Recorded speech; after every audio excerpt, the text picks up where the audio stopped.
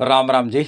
आज चर्चा का विषय रखेंगे संक्षिप्त शिव पुराण, पेज संख्या 96, 97, 98, 99 और 101 इत्यादि से।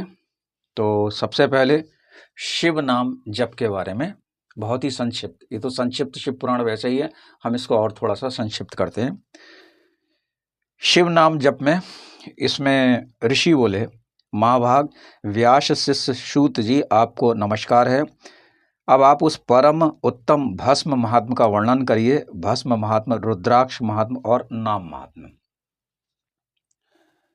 इसमें पेज संख्या 97 पर कहते हैं, जिनके मुख में भगवान शिव का नाम है, जो अपने मुख से सदा शिव और शिव इत्यादि नामों का उच्चारण करते रहते हैं, पाप उनका स्पर्श तक नहीं करते हैं।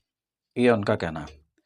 यदि आपका मन करेगा कि भाई मैं कुछ आकर्षित हो जाऊं किसी की तरफ, तो कोई ना कोई ऐसा प्रभु की कृपा ऐसी हो जाएगी कि आप उससे बचेंगे, कोई बचाव का रास्ता निकल आएगा।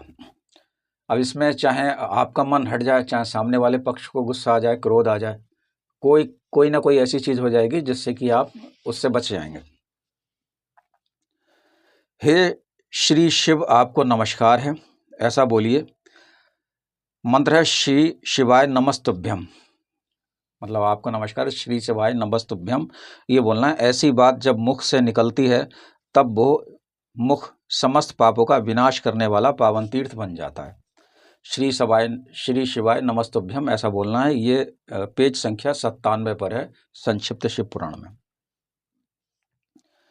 आगे वो कहते हैं, ब्राह्मणों शिव का नाम विभूति यानी भस्म और रुद्राक्षी तीनों त्रिवेणी के समान पुण्यमय माने गए हैं।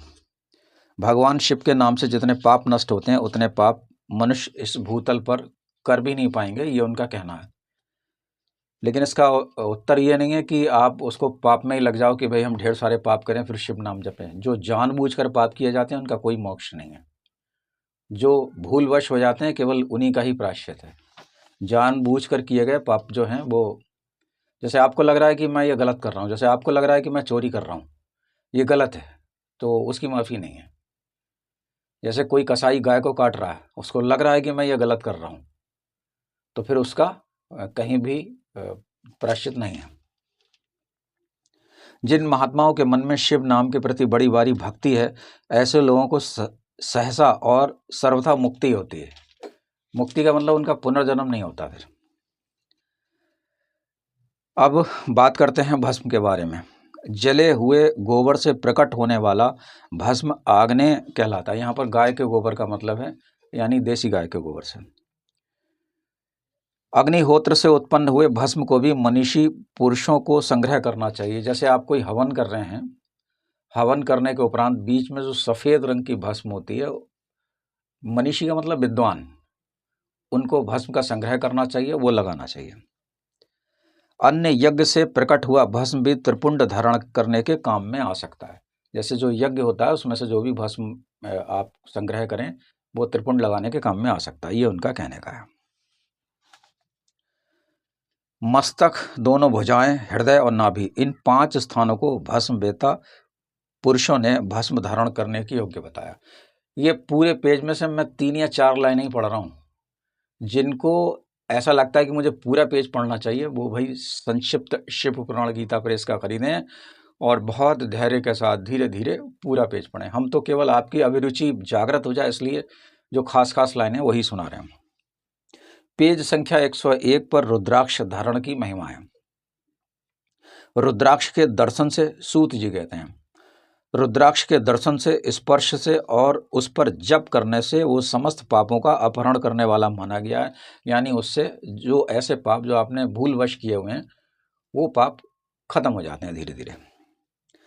अब इसमें कौन सा रुद्राक्ष श्रेष्ठ है, इसमें 2 बातें बताई गई हैं। ऊपर जो है पेज संख्या 101 पर बताया गया, आंवले के फल के बराबर जो रुद्राक्ष हो वो श्रेष्ठ बताया गया है। जो बेर के फल के बराबर उसको मध्यम श्रेणी का कहा गया, और जो चने के बराबर उसकी गणना निम्न कोटि में की गई है। ठीक इसी पेज पर सबसे अंत में जो 3 लाइनें हैं, वो उसके ठीक विरोध में है। वो कहते हैं रुद्राक्ष जैसे जैसे छोटा होता है वैसे वैसे अधिक फल देने वाला हो जाता है। अब यहाँ पर आप अपना बुद्धि लगाओ, क्योंकि ये संक्षिप्त किया गया, हो सकता है बीच में से कुछ लाइनें छूट गई हों। तो जो आपको अकेला रुद्राक्ष पहनना है वो तो बेर के बराबर पहनना है। जो आपको हाथ में पहनना है, सिर पर मुकुट की तरह धारण करना है, वो सब बड़ा करना है रुद्राक्ष। और जिस पे आपको जाप करना है, जाप वाली जो माला है, वो छोटे रुद्राक्ष होना चाहिए। ये मैं अपने बुद्धि विवेक से बता रहा हूँ, इसमें लिखा हुआ नहीं है। अब पेज संख्या 102 पे बात करते हैं। जो टूटा फूटा रुद्राक्ष हो, जिसमें उभरे हुए दाने ना हो, जो व्रण युक्त हो, व्रण यानी व्रण कहते हैं घाव के लिए, जिसमें कोई घाव लगा हुआ हो दाने में, मतलब चीरा लगा हुआ हो, वो बेकार है। जो पूरा पूरा गोल ना हो, इन 5 प्रकार के रुद्राक्षों को त्याग देना चाहिए। कौन कौन से? जो टूटा फूटा हो, जिसमें उभरे हुए दाने ना हो, जो व्रण युक्त हो यानी व्रण माने घाव जिसमें लगा हुआ हो वो त्याग दो, पूरा पूरा गोल ना हो, इन 5 प्रकार के रुद्राक्षों को त्याग देना चाहिए। जिस रुद्राक्ष में अपने आप ही डोरा पिरोने योग्य छिद्र हो गया हो, वही यहाँ उत्तम माना गया। जिसमें मनुष्य के प्रयत्न से छेद किया गया हो, वो मध्यम श्रेणी का है। अब इसके पक्ष में मैं कुछ बात अपनी तरफ से रखना चाहता हूँ। मैं एक बार कामाख्या देवी मंदिर गया, तो वहाँ रुद्राक्ष बिक रहे थे हरे। जैसे आप आम खाते हो ना, तो आम के अंदर गुठली निकलती है, ऐसी रुद्राक्ष का एक फल होता है, उसके अंदर गुठली निकलती है, उसको रुद्राक्ष कहते हैं। तो जो फल है बंद, जिसे आप छीलोगे तो अंदर जो रुद्राक्ष निकलेगा वो सामान्यतः 5 मुखी रुद्राक्ष निकलते हैं। तो जो ये क्या मैं 1 मुखी बेच रहा हूँ, 2 मुखी बेच रहा हूँ, 3 मुखी बेच रहा हूँ, उससे कहना भैया मैं साबुत फल भेज दो, हम खुद छीलेंगे। और उसमें अगर 1 मुखी निकला तो हमारा भाग्य, 2 मुखी निकला तो हमारा भाग्य, और यदि जितना भी मुखी निकले वो हमारा अपना भाग्य है। लेकिन मेरा अपना जो प्रैक्टिकल है उसमें 99% जो है 5 मुखी रुद्राक्ष निकलता है। तो आप साबुत फल खरीदिए। जो बने बनाए रुद्राक्ष की हम 1 मुखी बेच रहे हैं, हम इसमें त्रिशूल बना हुआ है, हमें इसमें सतिया बना है, ओम बना हुआ है, तो उनसे बचने का प्रयास करना चाहिए। बंद फल लो, उसमें चाहे कुछ भी निकले वो आपका अपना।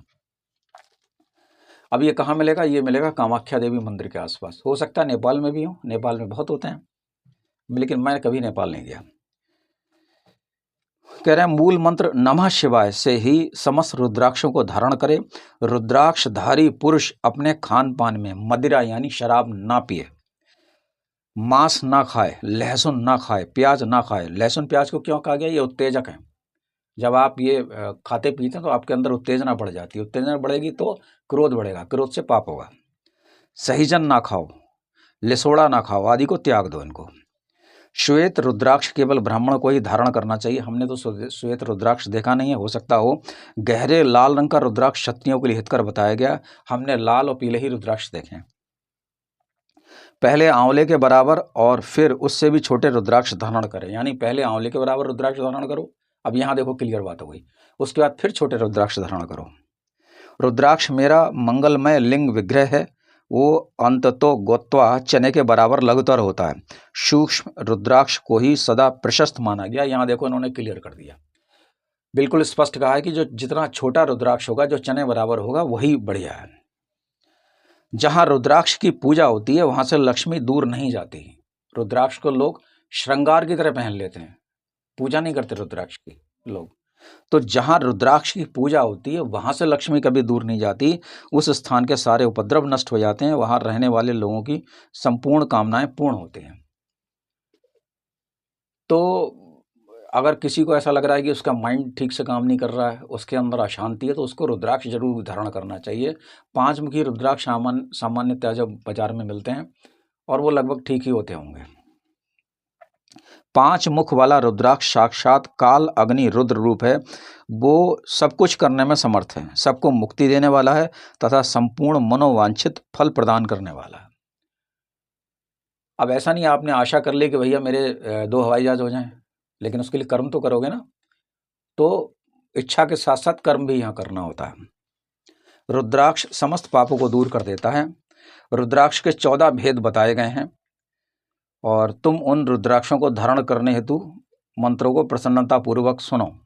तो हर एक रुद्राक्ष का इसमें एक मंत्र दिया गया, जिसको विस्तार से चाहिए वो शिव पुराण के पेज संख्या 104 पे देख सकता है इसको।